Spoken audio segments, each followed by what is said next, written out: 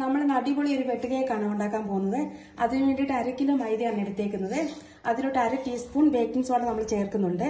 അപ്പോൾ ഇത് രണ്ടും നന്നായിട്ട് നമ്മൾ ഇളക്കണം.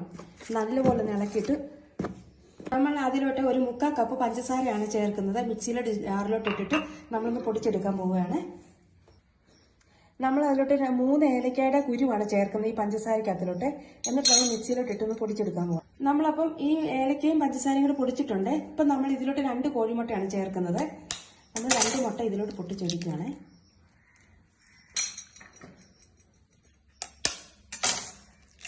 ഇതിലോട്ട് ശകലം മഞ്ഞൾപ്പൊടിയും കൂടി ചേർക്കുകയാണ്. എന്നിട്ട് നമ്മൾ മിക്സിയിലോട്ട് ഇട്ടൊന്ന് അടിച്ചെടുക്കണം. ഒരു കളറിന് വേണ്ടിയിട്ടാണ് ഈ മഞ്ഞൾപ്പൊടി ചേർക്കുന്നത്.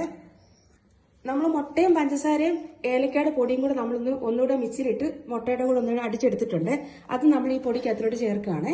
നമ്മൾ ഇത് മാത്രം ഒഴിച്ചാണ് ഈ പൊടി കുഴച്ചെടുക്കുന്നത്. വെള്ളം ചേർക്കേണ്ട ആവശ്യമില്ല. ഇത് ചേർക്കാനുള്ള പൊടി ഇതിനകത്തുണ്ട്. ഒരു തുള്ളി ഉപ്പൂടെ ഇടണം. ഒരു ശകലം ഇത്ര ഉപ്പൂടെ ഇടണം. എന്നിട്ട് നമ്മൾ നന്നായിട്ടൊന്ന് ഇളക്കിയെടുക്കണം. ഇങ്ങനെ ഇളക്കിയാൽ മതി.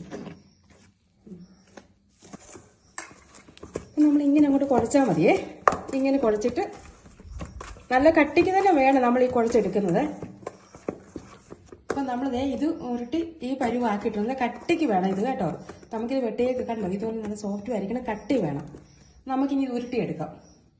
നമ്മളിത് ഇങ്ങനെ നീളത്തിൽ അങ്ങോട്ട് എടുത്തിട്ട് നമ്മളൊരു കത്തിയും കൊണ്ട് ഇങ്ങനെ കട്ട് ചെയ്യണം. ഇങ്ങനെ കട്ട് ചെയ്യണം. കണ്ടോ? എന്നിട്ട് ഇതിന് ഒരു വര ഇട്ട് കൊടുക്കണം. ഇച്ചിരി കട്ടിക്കുള്ള വര വേണേ.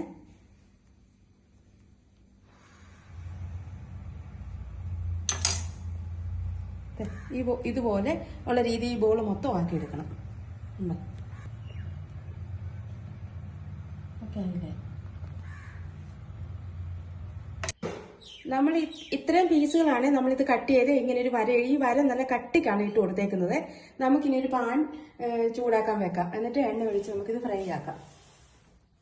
അപ്പോൾ നമ്മളൊരു പാൻ വെച്ച് ചൂടാക്കിയിട്ടുണ്ട്. നമ്മൾ സൺഫ്ലവർ എണ്ണയ്ക്കകത്തിലാണ് ഇത് ഫ്രൈ ആക്കുന്നത്. വെളിച്ചെണ്ണ അത്ര ഇവിടെ ആർക്കും ഇഷ്ടമില്ല. അതുകൊണ്ട് നമ്മൾ സൺഫ്ലവർ എണ്ണയാണ് ഒഴിക്കുന്നത്. അപ്പോൾ ഇത് എണ്ണയൊന്ന് നല്ലതായിട്ട് തിളച്ചിട്ട് വേണം നമ്മൾ ഇതെടുത്തിടാനായിട്ട്.